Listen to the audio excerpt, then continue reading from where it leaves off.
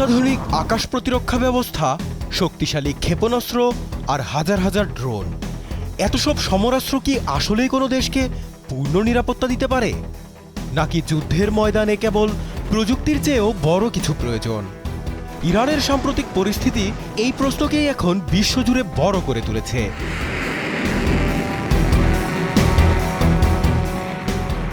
2025 সালের জুন ইরানের আকাশে ঢুকে পড়ে এক ঝাঁক ইসরায়েলি যুদ্ধবিমান। মুহূর্তের মধ্যে তাসের ঘরের মতো ভেঙে পড়ে তেহরানের বহুস্তরীয় আকাশ প্রতিরক্ষা ব্যবস্থা।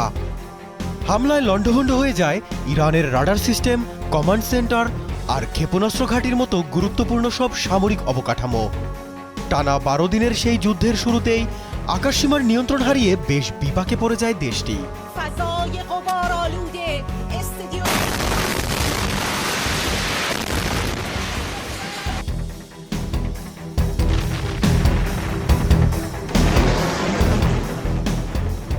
2025-এর যুদ্ধ শেষে ইরান তাদের আকাশ সুরক্ষায় একের পর এক বড় পদক্ষেপ নিতে শুরু করে।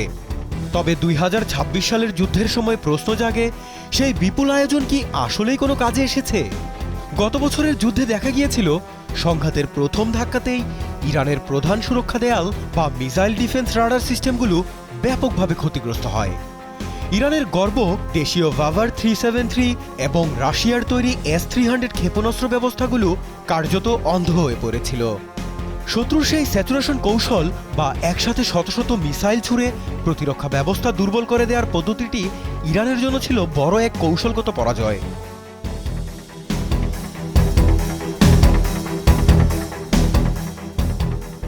সেই ধাক্কা সামলাতে যুদ্ধবিরতির কয়েক সপ্তাহের মধ্যেই তেহরান নতুন করে রণকৌশল সাজাতে শুরু করে। মিত্র দেশগুলোর সঙ্গে কূটনৈতিক সম্পর্ক জোরদার করার পাশাপাশি তারা বিশাল সব অস্ত্র চুক্তির পথে হাঁটে। এক্ষেত্রে তাদের প্রধান অংশীদার হয়ে দাঁড়ায় চীন ও রাশিয়া। 1979 সালের ইসলামী বিপ্লবের পর থেকেই মস্কোর সঙ্গে তেহরানের সখ্য থাকলেও ইউক্রেন যুদ্ধ শুরুর পর থেকেই এই সম্পর্ক আরও দৃশ্যমান হয়। রাশিয়ার ড্রোন প্রযুক্তির প্রয়োজনীয়তা আর ইরানের উন্নত অস্ত্রের চাহিদা দুই দেশকে একই ভূরাজনৈতিক অক্ষে নিয়ে আসে। 12 দিনের সেই বিধ্বংসী যুদ্ধের পর মস্কো তেহরানকে সরবরাহ করে তাদের অন্যতম সেরা হাতিয়ার S-400 আকাশ প্রতিরক্ষা ব্যবস্থা। পাশাপাশি কম উচ্চতায় উড়ে আসা ড্রোন ও হেলিকপ্টার ঠেকাতে ইরান প্রায় 500 মিলিয়ন ইউরোর বিনিময়ে রাশিয়ার কাছ থেকে কেনে ভার্ভা ম্যানপ্যাড। এসবের বড় একটা অংশ এবছরের শুরুতেই তেহরানের হাতে পৌঁছায়। সবচেয়ে বড় চমক ছিল ইরানের বিমান বাহিনীর জন্য 6টি Mi-28 অ্যাটাক হেলিকপ্টার আর বেশ কিছু Yak-130 কমব্যাট ট্রেনিং জেটের সরবরাহ হয়। দীর্ঘমেয়াদী সমাধান হিসেবে 48টি উন্নত সুখোই 35 যুদ্ধবিমান কেনার চুক্তিটিও ছিল আলোচনার তুঙ্গে। অন্যদিকে চীনের সঙ্গে ইরানের প্রতিরক্ষা সহযোগিতা মূলত গড়ে ওঠে মিসাইল উৎপাদন ও সুপারসনিক প্রযুক্তির উপর ভিত্তি করে। যুদ্ধের আগেই এই সহযোগিতা নতুন গতি পায়। ইরানের হাতে আসে চীনের তৈরি দীর্ঘপাল্লার HQ-9B, মধ্যপাল্লার HQ-16 এবং স্বল্পপাল্লার HQ-17AE এর মতো অত্যাধুনিক সব আকাশ প্রতিরক্ষা ব্যবস্থা। চীনের উন্নত রাডার প্রযুক্তির সহায়তায় ইরানের নিজস্ব ভাভার 373 এর সক্ষমতা বাড়ানোর কাজও শুরু হয়।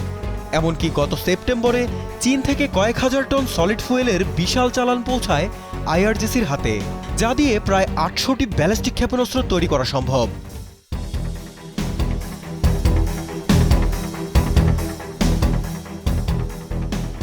কিন্তু এত সব প্রস্তুতি কি শেষ রক্ষা করতে পেরেছে ইরানকে? চলমান অপারেশন এপিক ফিউরিতে যুক্তরাষ্ট্র ও ইসরায়েল 1000টিরও বেশি লক্ষ্যবস্তুতে আক্রমণ চালায়। এতে অংশ নেয় মার্কিন বহরের B-2 spirit stealth bomber, F-22 Raptor, F-35 Lightning II, AE-18G Growler electronic যুদ্ধবিমান এবং MQ-9 রিপার ড্রোন, আর ইসরায়েলের প্রায় 200টিরও অধিক ফাইটার জেট।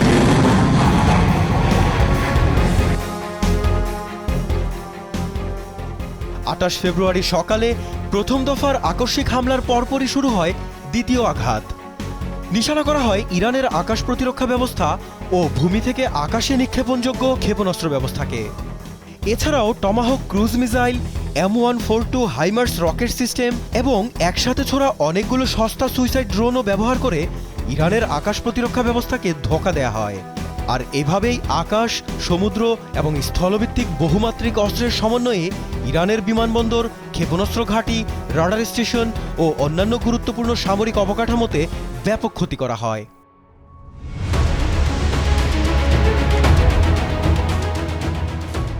বিশ্লেষক সংস্থাগুলো বলছে, পশ্চিম ও মধ্য ইরানের একাধিক এয়ার ডিফেন্স ইউনিট ও রাডার স্টেশনগুলো মুহুর্মুহু হামলায় পুরোপুরি ধ্বংস হয়ে গেছে।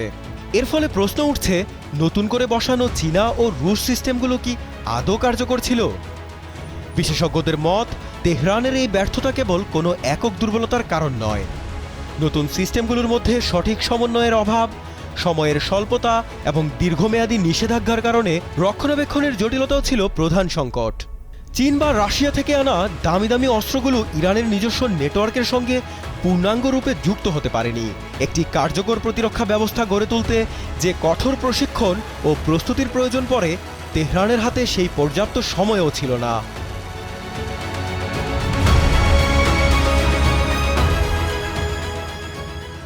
শেষ পর্যন্ত ইরানের এই অভিজ্ঞতা একটি রূঢ় সত্যকেই মনে করিয়ে দিচ্ছে, কোনো দেশের হাতে আধুনিক অস্ত্র আর উন্নত প্রযুক্তি থাকলেই শতভাগ প্রতিরক্ষা নিশ্চিত করা যায় না। একটি শক্তিশালী সুরক্ষা ঢাল তৈরি করতে শুধু রাডার বা মিসাইলই যথেষ্ট নয়, প্রয়োজন হয় নিখুঁত সমন্বয়, সঠিক প্রশিক্ষণ এবং দীর্ঘমেয়াদী কৌশলগত পরিকল্পনা। সামরিক সরঞ্জাম কেনা হয়তো সহজ, কিন্তু তাকে একটি কার্যকর ও সংহত প্রতিরক্ষা ব্যবস্থায় রূপান্তর করাই হলো আসল চ্যালেঞ্জ। জাকারিয়া হোসাইন, যমুনা নিউজ।